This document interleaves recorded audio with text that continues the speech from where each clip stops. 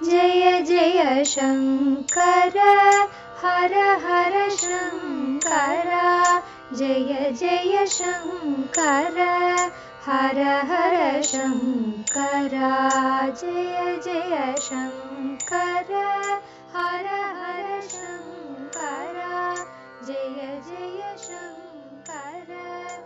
ஸ்ரீ சங்கர சரிதம் தெய்வத்தின் குரல் 5ஆம் பாகம்.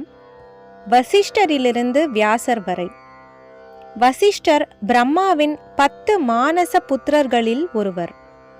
ஏராளமான வேத சுக்தங்களுக்கு அவர் ரிஷி.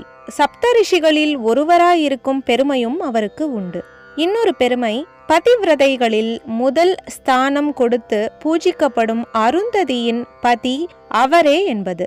எல்லாவற்றிலும் பெருமை அவருடைய பரம குருவான நாராயணமூர்த்தியே ஸ்ரீ ராமச்சந்திர மூர்த்தியாக அவதாரம் செய்தபோது இவர் அவருக்கு குருவாகி உபதேசம் பண்ணியிருக்கிறார். அப்போது விஸ்தாரமாக அவர் அத்வைத வேதாந்தம் உபதேசித்ததுதான் ஞான வாசிஷ்டம் என்ற புஸ்தகம். அது வால்மீகி ராமாயணத்தை விடவும் பெரிய புஸ்தகம். ஏராளமான கதைகள், உபகதைகள் எல்லாம் சொல்லி பிரம்மம் ஒன்றுதான் சத்தியம், லோகம் மாயை, ஜீவனும் பிரம்மமும் ஒன்றுதான் என்று அதில் நிரூபித்திருக்கும். வேதாந்திகள் ரொம்பவும் கொண்டாடும் நூல் அது. தமிழில் தனியாக ஒரு அத்வைத சம்பிரதாயம் உண்டு. அதில் ஞான வாசிஷ்டத்தின் மொழிபெயர்ப்புக்கு மிகவும் முக்கியமான இடமுண்டு. வாசிட்டம் என்று சொல்வார்கள். வசிஷ்டருடைய 100 புத்திரர்களில் ஒருத்தர்தான் குரு பரம்பரையில் அடுத்தவராக வரும் சக்தி. அவரை பற்றி புராணங்களில் பல கதைகள் இருக்கின்றன. இவை ஒன்றுக்கொன்று சற்று வித்தியாசமாயும் இருக்கின்றன. சதாசிவ பிரம்மேந்திராள் என்று ஜீவன் முக்தரான மகான் இருந்தார் என்று கேள்விப்பட்டிருப்பீர்கள். அவர் ஜகத்குரு ரத்னமாலா ஸ்தவம் என்பதாக பிரம்ம வித்யா குரு பரம்பரையை பற்றி தட்சிணாமூர்த்தியிலிருந்தும் மகாவிஷ்ணுவிலிருந்தும் ஆரம்பித்து நம்முடைய அதாவது காஞ்சி மடத்தின் 57வது பீடாதிபதியாய் இருந்த தம்முடைய குரு வரையில் ஸ்தோத்திரித்து 87 ஸ்லோகங்கள் கொண்ட கிரந்தம் செய்திருக்கிறார். அதற்கு ஆத்மபோதேந்திர சரஸ்வதி சுவாமிகள் என்பவர் சுஷமா என்ற வியாக்கியானம் செய்திருக்கிறார். குரு ரத்னமாலாவில் சக்தி மகரிஷியை பற்றி தன்னுடைய சாநித்திய மாத்திரத்தால் பகுமித்ரசகன் என்ற ராஜனின் பாபத்தை போக்கிய உத்தமமான பிரபாவத்தை உடையவர், மகா மந்திர யந்திர சக்தி பொருந்தியவர், உண்மையான விரக்தி உடையவர் என்று சொல்லியிருக்கிறது.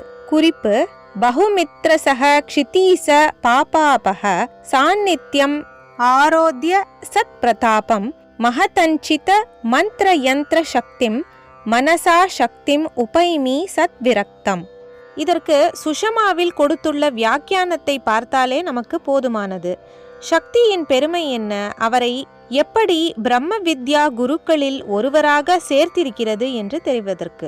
அந்த வியாக்கியானப்படி பகுமித்ர சகன சூரிய குல ராஜாக்களில் ஒருவன். வசிஷ்டர் தான் அவனுக்கு குலகுரு.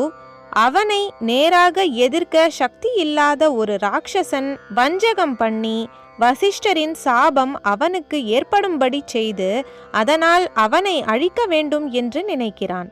சமையல்காரன் மாதிரி வேஷம் போட்டுக்கொண்டு வந்து மித்ரசகனுடைய பாகசாலையில் வேலைக்கு அமர்கிறான்.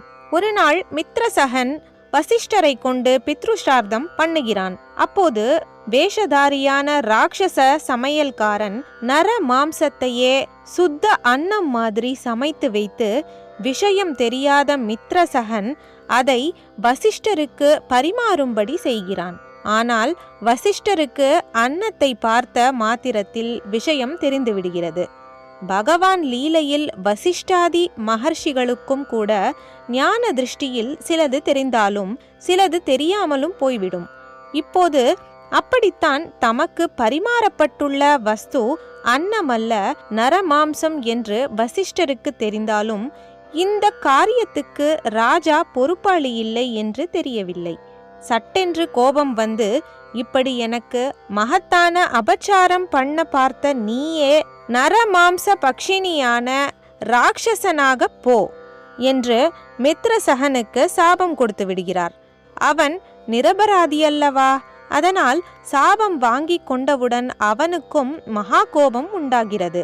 குருவென்றும் பார்க்காமல் வசிஷ்டருக்கு எதிர் சாபம் தரப்போகிறான். சாபம் பலிப்பதற்காக அவர் மேலே அபிமந்திரித்த தீர்த்தத்தை தெளிக்க வேண்டும் என்று தன் கையிலே ஜலத்தை எடுத்துக்கொண்டு சபிக்கிறான். அதை அவன் வசிஷ்டர் மேல் தெளிப்பதற்குள் மந்திரி குறுக்கிட்டு குருவாக உள்ள ஒருவரை சபிக்கிற சிஷ்யனுக்கு எந்நாளும் விமோச்சனமில்லை என்றும் அவன் குடும்பமே நசித்துவிடும் என்றும் எடுத்துச் சொல்லி தடுக்கிறான். ராஜாவுக்கு நல்லறிவு வருகிறது. தீர்த்தத்தை குருவின் மேல் தெளிப்பதில்லை என்று முடிவு பண்ணுகிறான். ஆனாலும் கையில் இருக்கிற ஜலத்தை என்ன பண்ணுவது? எங்கேயாவது விட்டுதானே ஆக வேண்டும். அப்படி விட்டாலோ விட்ட இடம் மந்திர வீரியத்தால் எரிந்து போய்விடும். அந்த இடத்தில் ஏதாவது ஜீவ ஜந்து போனால் அதுவும் கருகிவிடும். அதனால் என்ன செய்யலாம் என்று யோசித்து முடிவில் ரொம்பவும் தியாகமாகவும் பிராயச்சித்தமாகவும் நம்முடைய காலே கருகி போகட்டும் என்று தன்னுடைய பாதத்திலேயே அந்த ஜலத்தை விட்டு கொண்டு விடுகிறான். அவனுடைய கால் கருகி கண்ணங்கரேல் என்று ஆகிவிட்டது. அதனால் அவனுக்கு கல் மாஷபாதன் என்றே பேர் ஏற்பட்டது. அதோடு வசிஷ்டரின் சாபமும் பலித்துத்தானே ஆக வேண்டும். அதனால் அவன் நரமாம்ச பக்ஷினியாக மாறிவிட்டான். இதுவரை எல்லா புராணங்களிலும் ஒரே போன்ற கதைதான். அப்புறம்தான் பலவிதமான மாறுதல்கள். குரு பரம்பரையை பற்றியே உள்ள நூலான சுஷமா கதையை நாம் எடுத்துக்கொள்ளலாம். சுஷமா எழுதிய பெரியவர் புஷ்டியான புராண ஆதாரம் ஏதோ இருந்துதானே அந்த கதையை சொல்லி இருக்க வேண்டும்.